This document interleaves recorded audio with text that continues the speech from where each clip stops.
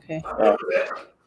Hi, everyone. Thanks for joining us here on Unscripted Sports Podcast on Saturday afternoon. It's a rainy day here in Georgia. Hope you guys are having better weather than we are. We've got your guys here. We've got Jay McLovin. What's up, H-Town? Logan Landers. How's it going, everybody? Hope y'all had a nice night last night. Happy New Year! Happy belated New Year to everyone out there. Talk to sports today. Yeah, Big Shaw will be back in just a minute. Make sure you like and share our show. We've got you here on Facebook, and now we're also on YouTube. Make sure you click subscribe and like. And if you're looking for our show on YouTube, right now it's Unscripted and Jay McLovin, and it'll pull right up. If you put in Big Shaw or Logan Landers with it, you can see a lot of their other stuff that they've done previously on YouTube also. So Tuesdays and Thursdays, 9 o'clock Eastern time, and Saturdays at noon Eastern time. And we like to see you commenting on our show. And we already have some comments here this morning. Our boy is Big Trough. Yeah. we already have Big Phil commenting with us for sure. And Brandon, we see you there. Mm-hmm. Gosh, I almost dropped it. Yeah, we got you, Brandon. Don't worry. Here you go, Brandon. I got the trash board. We got you. We're going to be getting some more hot takes today because there's not as much Alabama love going around. So, yeah. I think over under, we're going to start with 5. I'm going to go with the over today. I know Shaw's not here to defend himself at the moment, but what's your takes, Jay? Is he going to go over or under for 5? Man, so these are non-Alabama guys we're talking about today. Yeah. So I'm definitely going to go with over 10. I think we get over 10. Okay. I think he had 5 last year. I think he had 3 over the last time. Wow. No, last time he had 3. Last time there were only 3 tracks. Okay, that's why I'm going with 5 because there's still a little bit of love since there's an Alabama game in there. So if there was 0 Alabama, I'm gonna go with you, Jay. But since there is that Alabama game that we're gonna be talking about a little bit later on, I'm gonna stick with 5. That's what I'm going with. Yeah, I'm going 5. 5. All right, cool.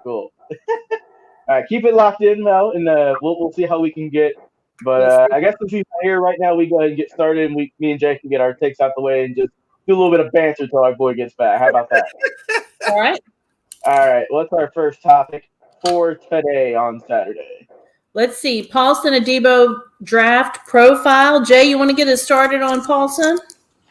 Yeah, I'll go ahead and start us off with Paulson Adebo. Hope I said his name right. Paulson Adebo. He's a Stanford quarterback. I think he's going to go probably maybe mid-second round. He may even drop down into the 3rd round.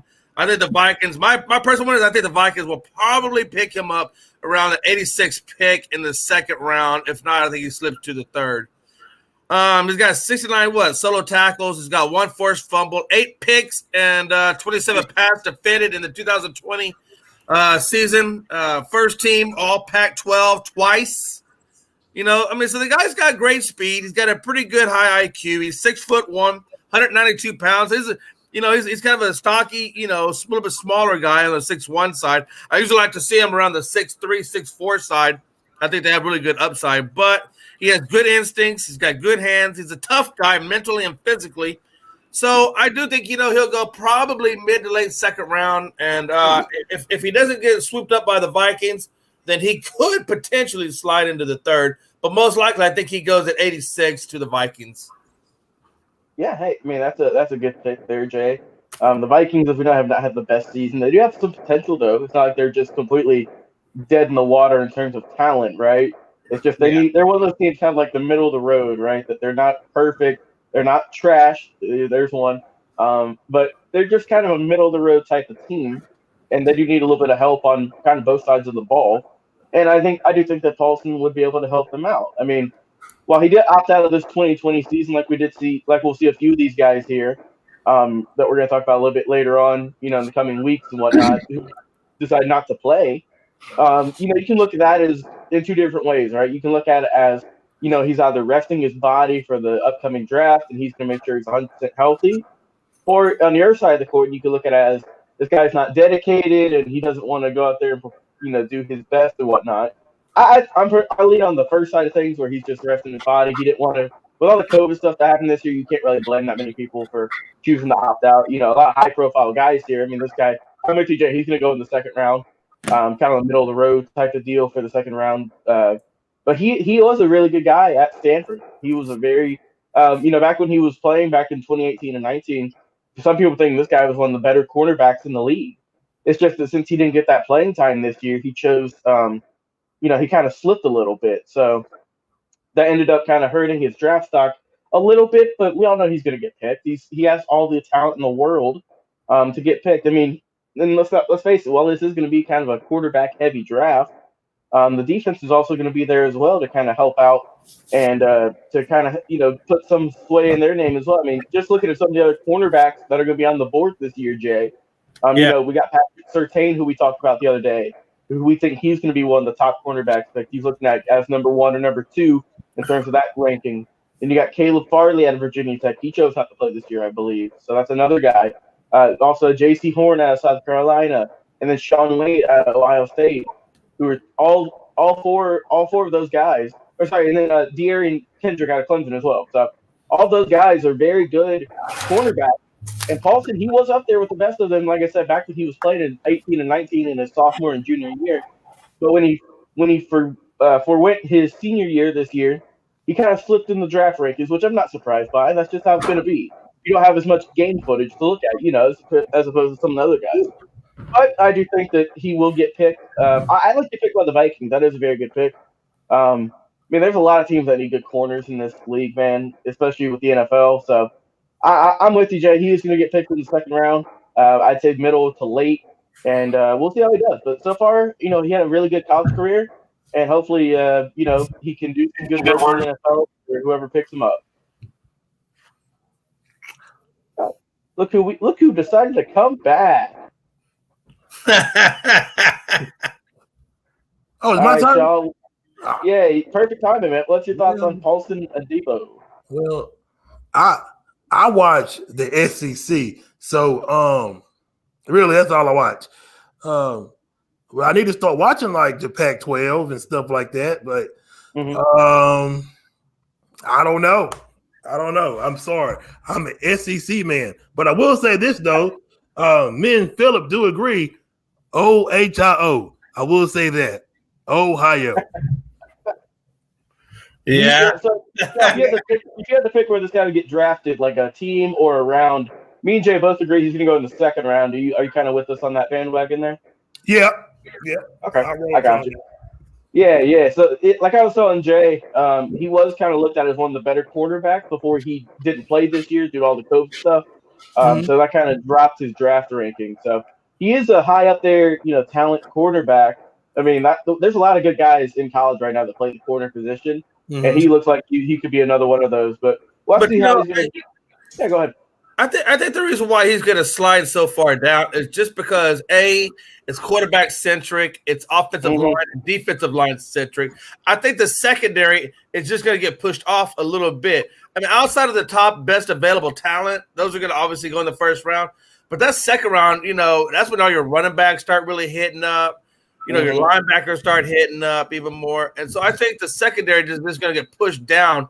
And, at least the middle of the rung cornerbacks, like, for example, Paulson Adebo, I look at him as not necessarily the best available talent, but I look at that middle-level talent, and I think that middle-level talent is going to get pushed down into that second round. And that's why I feel like, in my opinion, I think the Vikings are probably the most in need of that type of player. Yeah, the Vikings do need that. Hey, I mean, we'll see how he's going to do, but it looks like he is going to get picked in the second round, so that's what we're going to lock in here as our unscripted first hot take of the day.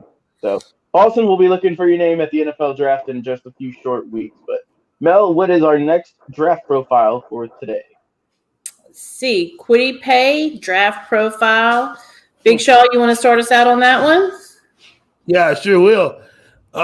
We need him in Cleveland. We need him in Cleveland. We sure do. Yeah, he'd be a good fit for us. We need that. So, I'm not gonna say But before I give my answer, I do like Michigan, just a little tad bit. My heart is with the Wolverines too, but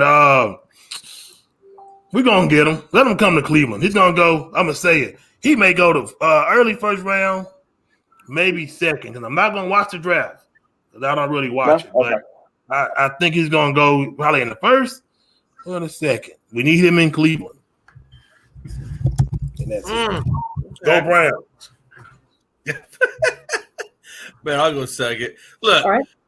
Kwity Paye, Michigan defensive end, 6'4", 271, big guy.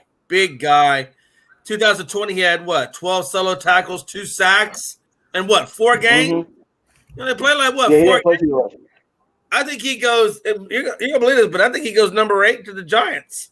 I don't think he's gonna make it to your Browns. Yes, he will. Yes, he will, Jay. I think this man goes number 8 to the Giants because he's a great pass rusher, and God knows the Giants need a pass rusher. He's big and strong, you know, he's fast, and I just really feel like I think the Giants are really going to be where he winds up just because of position need, and he's got great talent. Yeah, he does. And I just don't think he's going to make it down that far. And like I said, the first round is going to be quarterback heavy, and it's going to be defensive line, offensive line heavy, and that's why I think a good edge rusher like Kwity Paye is going to fit nicely in with New York because they're perfectly happy with Jones. So Daniel Jones. So I think they go defensive line, and I think they go edge rusher, and he's the best available at the edge rusher position, and I think they take him. Okay. Hey, that's a pretty good take there, Jay. I like that. So he's gonna go early first round. That's a top 10 pick right there too. And he's got all the talent to do so, man. Yeah. Even though he only played, like you said, in 4 games this season, he was able to. His previous years, he balled out hard enough to, he kind of solidified his draft stock.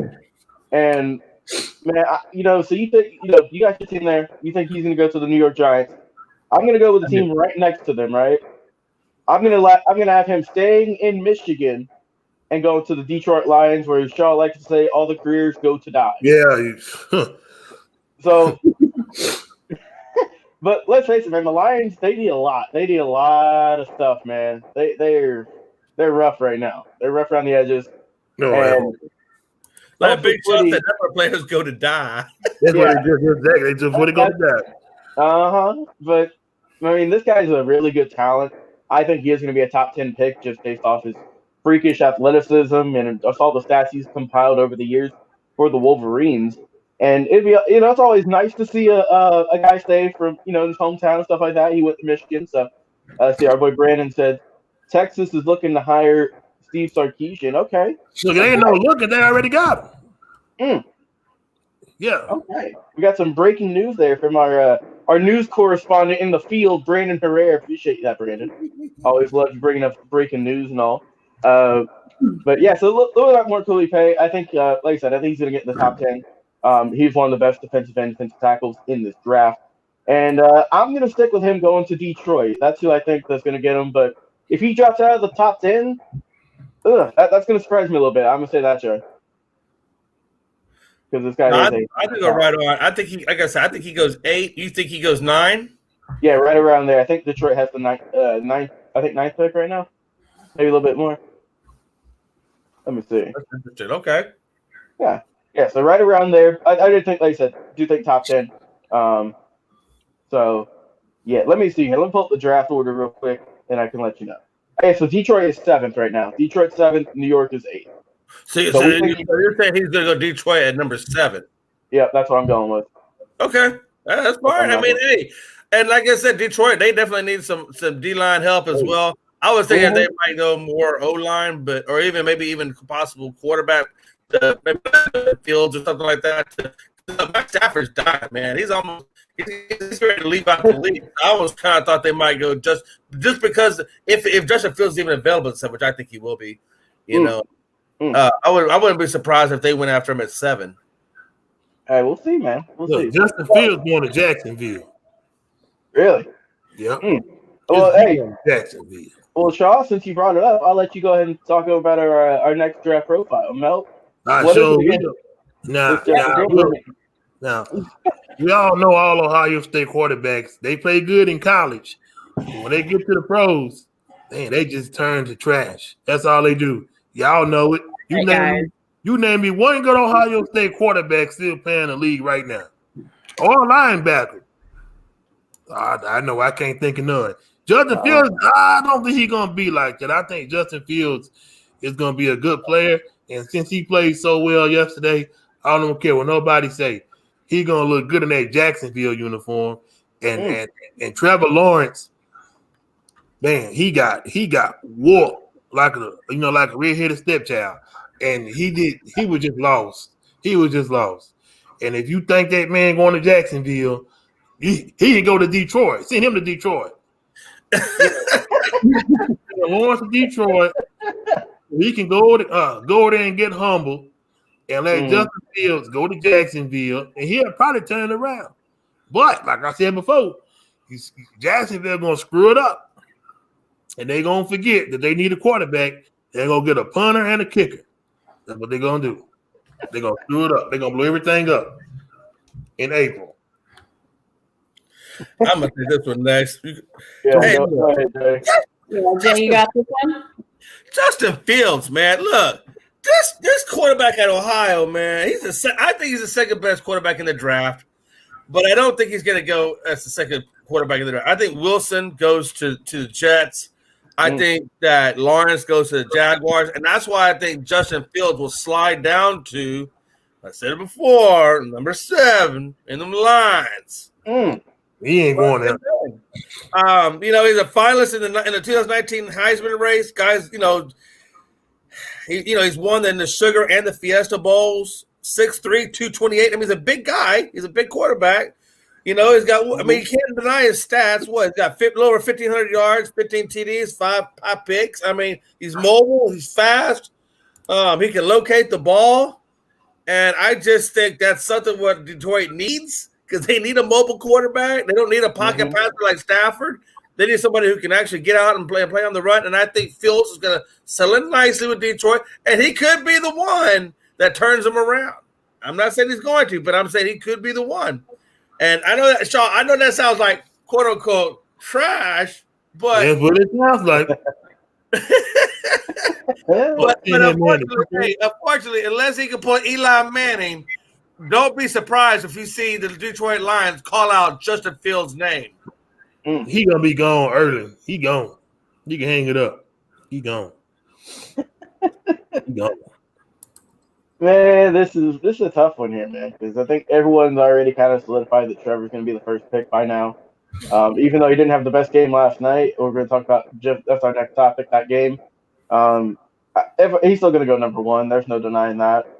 I do think that the Jaguars are going to pick him up. But man, there's a lot of good quarterbacks besides Justin Fields too, man. There's Zach Wilson out of BYU who's done really good this year. There's Trey Lance out of North Dakota State who's done an amazing job this year as well. And there's a lot of other really highly talented quarterbacks. It's really kind of looking like Trevor and then a bunch of other guys kind of grouped together like those 3 I just mentioned. And then all those guys you can kind of pick around and see what you didn't really know where they're going to go. But it does kind of look like now that Justin Fields is kind of leading in that pack as the second best quarterback after his performance last night, which we'll get into in just a second. But, man, I like your pick, Jay, with him going to Detroit because, I mean, like we said, Detroit needs a whole lot of stuff. They don't just need a defensive end like McQuiddy or a quarterback with Justin Fields. They need a whole team, man. Let's just be real here. They need a lot of help. But, it's weird. I've been looking at some of the draft boards and mock drafts recently. Some of the teams got him going to Atlanta. And personally, I don't know how to feel about that, man, because I know, Shaw, you're not the biggest Matt Ryan fan and everything, but I don't know, man. Atlanta needs a lot more than a quarterback right now. Atlanta needs defense. Yeah, that's what I'm saying. Atlanta don't need a new quarterback because Matt Ryan, he's still a good quarterback. He's still solid.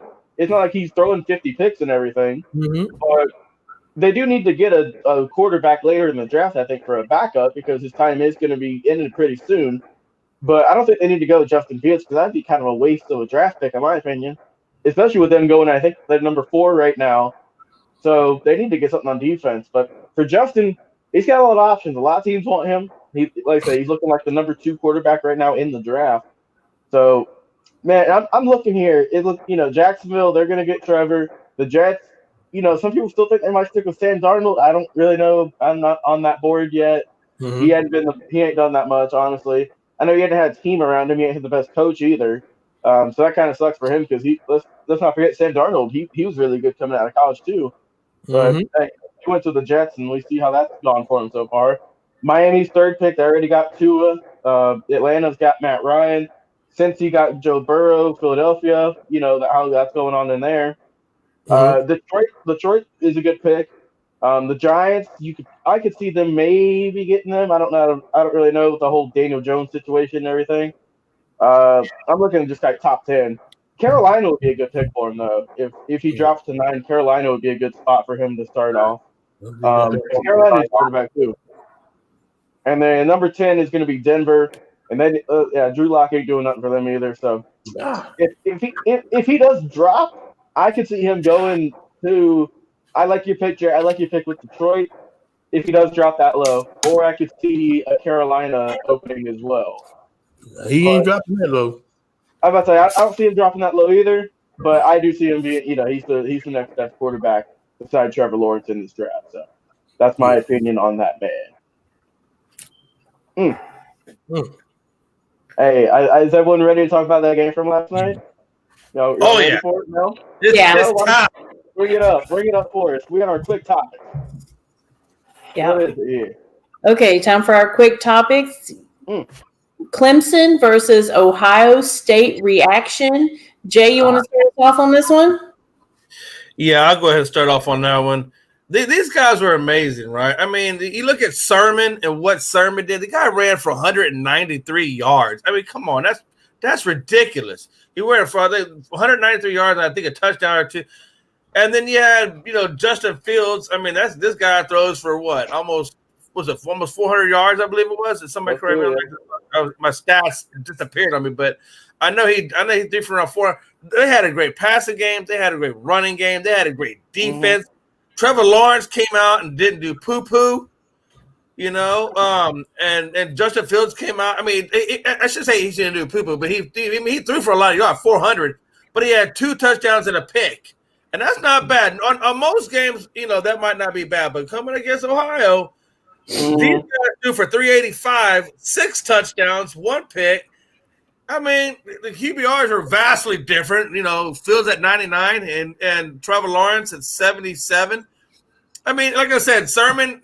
They had. Let's be honest. Clemson had no rushing game because they got behind so damn late. So that's why they only got 4 rushing yards. So quickly, Ohio made Clemson a one-dimensional team, and that's basically what happened. Y'all agree? I'm with you on that, Joey. I'm with you on that 100%. And that's why I honestly see right now. I see Ohio put up a good matchup against Alabama, and but I do think, and I know Shaw, you're probably going to say Ohio, but I do think Alabama does come out and crush that team. And I think we'll get back to the semblance of normalcy at some point. All right, let me take this one over. So I'll let you be the main event for this topic. I know you got a lot to say about it. All right, let's get on to it. Let's get my quick thoughts about this game. Guys, I'm just gonna say Dabo Swinney. He probably woke up this morning not feeling the best. Poured him some coffee. And he went into the fridge, guys. You know what he pulled out? A nice big slice of humble pie. Because I knew once he said last week that Ohio State, I think he said in his eyes was the 11th ranked team in the nation. He stands behind that too. He still stands behind what he said. Yep, I know. Yep. But after they almost put up a 50 piece on him last night, man, that's rough. That's embarrassing for him, man, to say that. And I know he only said it just based off the games that they played. They only played 6 games, as we all know. But you can't deny that the talent's all there. Just because they only played 6 games don't mean the talent's not there by any means, guys. But, yeah, so I think that comment really just pissed off Ohio State, and that really made them – like you said, we saw what they did last night. We saw what Justin Fields and everyone did last night. They went out there and they tore Clemson to pieces. And man, they proved a lot of people wrong, man. They did a lot. They did a real good job, and Ohio State's got a lot of momentum going into their championship game. But Shaw, what's your thoughts on this Clemson Ohio State game? I told y'all Ohio State was gonna be dangerous, but everybody laughed at me, told me, I said the other day, you don't know what you're talking about, man. You don't know what you're talking about. I said, I'm telling you, when Ohio State back is against the wall, man, they come out and they cut out. You know, they cut up, and that's what they did. They made Trevor Lawrence look horrible. He had a horrible audition for the number 1 spot. He did real bad. He sucked. So they show you when he under pressure, he ain't no good. He ain't no good. So last night he played like trash. Ohio State, they tried to give the game away. They were slipping. They tried to do it, but Justin Fields said, "I'm going to take over," and he lit them up like a Christmas tree. Simply just was horrible. And Dabo Swinney, I hope he put his foot in his mouth. He can steal all that number 11, but you got your butt smoke. So he need to keep his mouth closed next time. Don't say nothing no more because nobody listens to you no more because you got whooped. You got spanked. And now, are they going to beat Alabama? And it's going to be a good game. That is going to be a good game, though. All I know is Justin Fields is going to light our secondary up because we don't got one. Hey, but Bama is 17-point favorites, so they may change throughout the week. So Bama should win, but it's going to be a good game.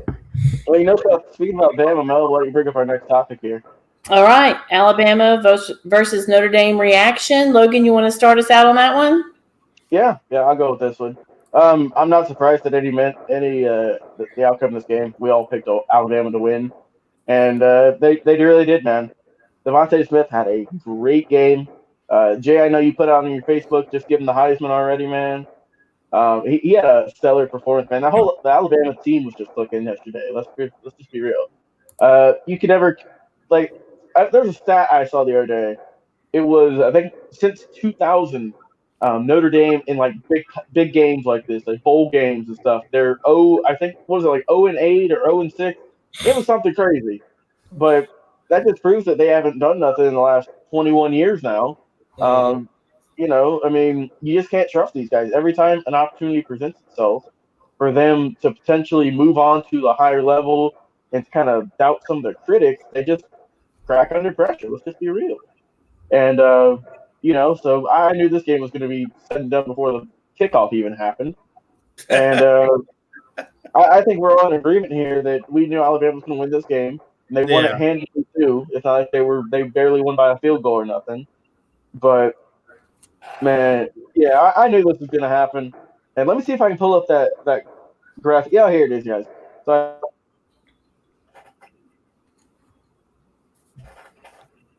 Let's see. Shaw, what you think about Alabama versus Notre Dame while Logan's getting us back in here? We spanked them. So, yep, you're right.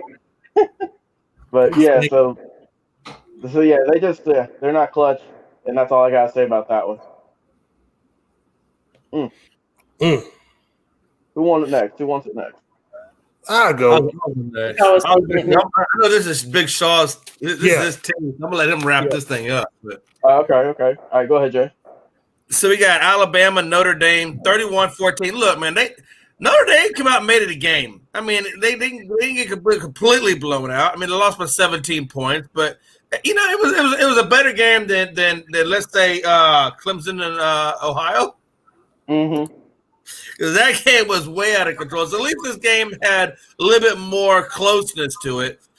Smith, man, what can you say about this guy, man? Like I said, 130 yards, 3 touchdowns. I understand, like my boy Jeremy Green from Sportsocracy, he corrected me, and I'm glad he did. Heisman ballots were done about a week ago, so this game really doesn't have any effect on it. But, man, if it doesn't seal in what they already know, it's unbelievable. I mean, this guy got offensive MVP of the game. What more does this man need to do to get the Heisman? He's done everything you've asked of him. He's got the yards. He's got the catches. He's got the awards leading up to the Heisman and the offensive player of the game, of the biggest game. Come on, man. Outside of the championship itself, Mm-hmm. I don't know what more you want from him. I mean, Harris had a great day too. He hurdled a defender for a 53-yard gain. Did anybody see that when he jumped over that guy? That man jumped about 2 feet up in the air. Najee Harris, hey, I love Najee Harris. I love this guy. And I don't know where he's going to go in the draft. I think he's going to go second round. But Mac Jones, hey, well, he had 4 touchdowns, 200 yards. I mean, I honestly still believe that Notre Dame, one of these teams should have been. Obviously, Ohio deserves to be there, given the performance against Clemson. But I think that A&M should have slid up and played this Bama squad. I think they would have put up a better showing. No, they wouldn't. Yeah, I think they would, man. Yeah. I think A&M getting snubbed out of that. A&M should have been in that Final Four. Yeah, you know we beat them. I know that. Yeah. But just because watch this. Just because you beat them once, don't mean you can beat them twice. I mean, hey, everybody has a bad game. Texas A&M came out to Alabama, Jay. They got way too much talent. Way too much talent. You know, and nobody want to see that, Jay. Nobody want to see A&M in Alabama. Yeah, they do. I think they do. Nobody want to see that. It's a pretty big state. You gonna tell me the people don't want to see that thing up in there? No. You do. They do better pitting Oklahoma in there. I'd rather see Oklahoma play Alabama. Hey, I would have to either Oklahoma or A&M. I'd go either way. We'll beat them. We'll beat them anyway. We beat both of them. Man, Alabama got too much talent. Yeah. They do got a lot of talent. Ain't no nine. Yeah, that's too much talent. A&M ain't got the players to beat them. Obviously, neither did Notre Dame. So, what's your thoughts on this one, bro? What's your thoughts on this game? We beat Notre Dame. We were better than Notre Dame. Got better players than Notre Dame. Got a better coach. Got a better fans. Got a better quarterback. So whoever thought, I know people thought Notre Dame could be Alabama. No, I think the people that said that, I think they just be talking just to hear themselves because Notre Dame, man, they was sorry. And I won't say it. They was trash. They couldn't beat Alabama. And Najee Harris is not going in those second round. Najee Harris going off their board in the first round. I'm telling you. Now, he might go to Detroit. He can go to Denver. Okay. Denver don't got no running back. They still got DeAndre Swift. You never know. Just got last year. Man, just trash. You better go get. Oh, that's 3 there now. That's 3. Here we go. Trash. You better go get that talent and not Harris. That's like 3 trashes. I think we're getting close to over 10. Yeah, you better. We had said 5. We had said 5, and we're at 7. Right, yeah. Not the Harris in the first round. And that's another trash. But you gotta put that in there. Now, don't miss his trashes. He's saying trash. Don't miss the trashes. He going to the first round. There we go. All right. We're on our final topic for tonight, everybody. Melanie, why don't you tell everyone at home up here for the last one? All right. Final topic for tonight. Let's see. A historic hire with the Red Sox, the first African-American female coach. Shaw, you want to do it, Logan? Okay. Yeah, I'll start this one off. I'm a big baseball guy, as you can see by the Braves shirt here. So this is a really cool hire here from the Red Sox, Bianca Smith. She's going to be going down to the minor league system. Looks like she's primarily going to focus on the infielders, working on their defensive fundamentals and whatnot. I mean, she's done a lot of work, in previous systems working with baseball. She was an assistant.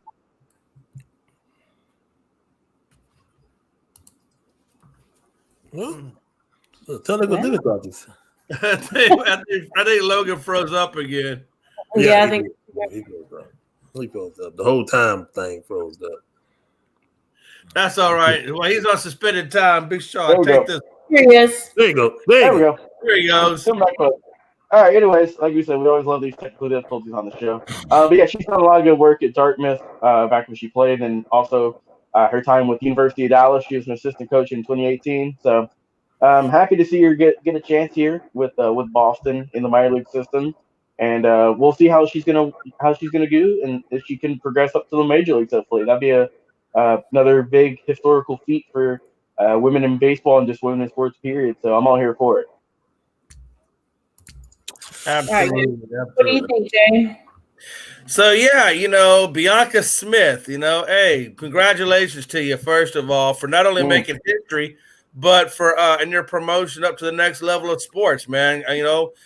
That's a big win for women. It's a big win for equality, for the hiring of minorities. I mean, it's big in a lot of different respects. And let's be honest, even set all that aside, she's a qualified woman, and she's qualified for the job in which they are bestowing upon her. She's the first woman of color hired. I mean, come on. I mean, this is big time stuff, Reds manager David Bell spoke highly of her, as well as the Reds players. So she has a very great support system with the Cincinnati Reds, and she's strong and determined, and she's a student of the game. And I mean, when you got somebody that's a student of the game and has good credentials and good references and has all the resume, whether she's a woman of color or not, she's deserving of the job. And it's just great to see somebody of a minority get the opportunity to live out their dreams. Great words there, Jay. All right, so take us home. What's your thoughts on this hire here? Well, I hope she does well, and congratulations to her. But that's all. I don't really watch baseball, so it should be a great spot for her. Yeah, no doubt. Hopefully this will get more women and also women of color in the into baseball and into some coaching jobs and stuff like that. So just kind of been falling with all this. We saw the other night, I think it was like last week, where for the Spurs and Lakers, where Popovich got ejected, and they had Becky Hammon come and be the head coach for the rest of that game. So that was pretty cool. And we just seen with Sarah Fuller this year, with out at Vanderbilt, how she was doing her thing, kicking field goals and stuff like that. So it's just cool to see more women get into sports, and especially women of color too, like we have with Bianca here. So hopefully this will get more and more people involved, and I'm all here for it. Do you think when Becky Hammon got the call to be the Spurs head coach because Pop got kicked out, do you think she was like, oh, damn, here we go? Hey, yeah, I know I would, but I'd be like, oh, Lord.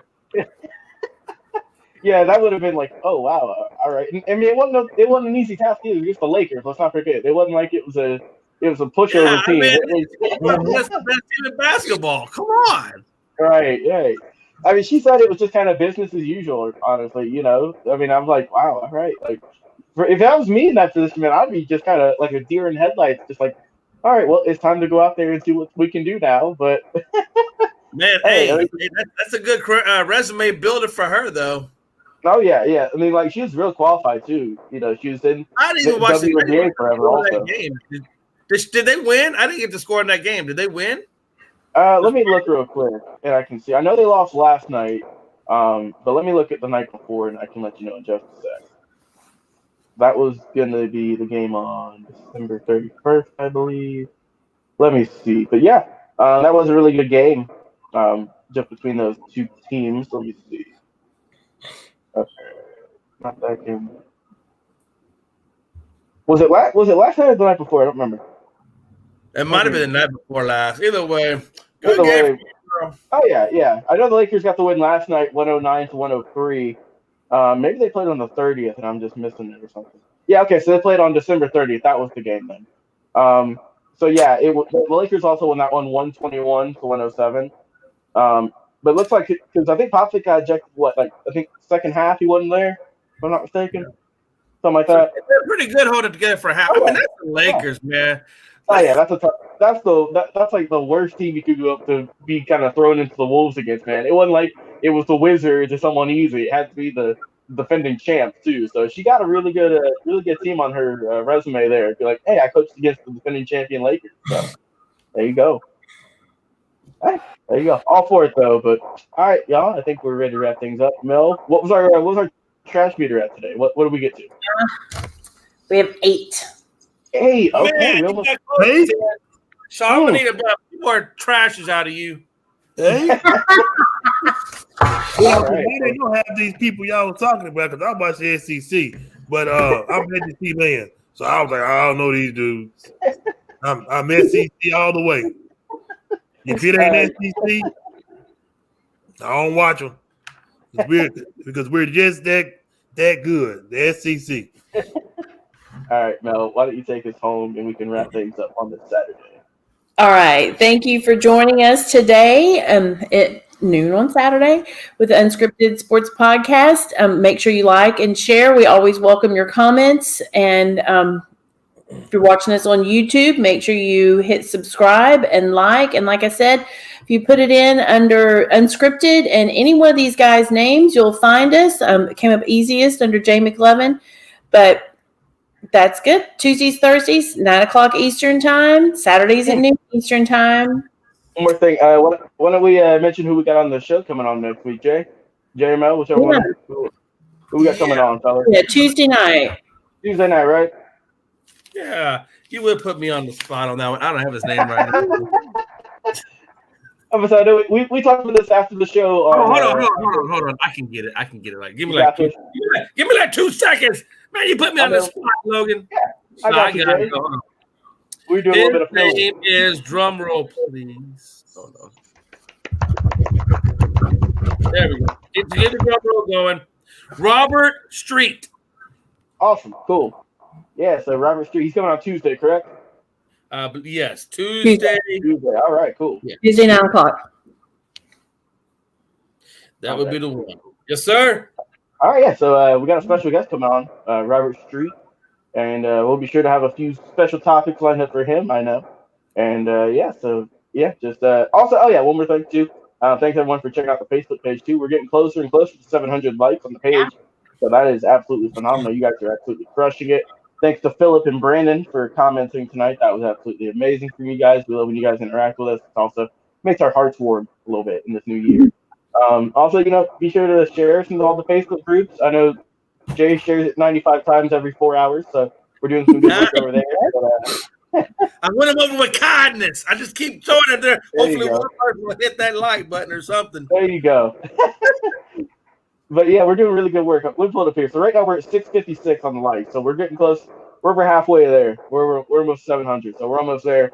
Hoping to get there pretty soon. So thanks guys for everyone supporting us. And Mel, why don't you sign us out real quick and get out of here? Well, I think I've given out all the information, and just join us next week, 9 o'clock, Tuesday and Thursday, Eastern time, Saturday at noon, and we will love to hear from you. Cool. Y'all have a great weekend. Happy New Year. Happy New Year.